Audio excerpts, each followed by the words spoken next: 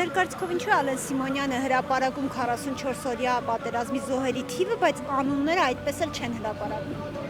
Ես չգիտեմ ինչն է պատճառը, որ անունները չեն հրապարակվում, ամեն դեպքում մեր հայ ազգը շատ լավ գիտի, թե ովքեր են այդ զոհերը եւ ինչպես են արյուն թափել հայ ազգի համար։ Ես ինքս Հայաստանի Հանրապետության Պաշտպանության նախարարության Պահեստազորի բժշկական ծառայության փոխգնդապետ եմ, մասնակից եմ եղել 92-94 թվականի մարտական գործողությունների Սյունիքի մարզի Մեղրու շրջանում, քանի որ հանդիսացել եմ ամբողջ Մեղրու շրջանի շտաբ եւ անհետաձգելի օգնության կայանի պետ եւ իմ ողջ կյանքս նվիրել եմ իմ ազգին եւ ես կարծում եմ, որ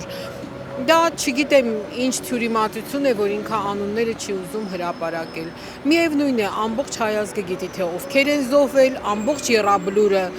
մեր երեխաներն են 2020, 2001-2000 թվականի երեխեքը համարյա չկան։ Ես ցավում եմ, իհարկե, ոչինչով չես կարող փարատել ու սփոփել այն մայրերին, որոնք այսօր կորցրել են իրենց զավակներին, բայց ամեն դեպքում Աստված մի առասցե, եթե նորից պատերազմ լինի, ես իմ տարիքում, իմ սպիտակ մազերով պատրաստ եմ նորից մասնակից լինել մարտական բոլոր գործողություններին, հանուն իմ հայ ազգի եւ հանուն պայքարի։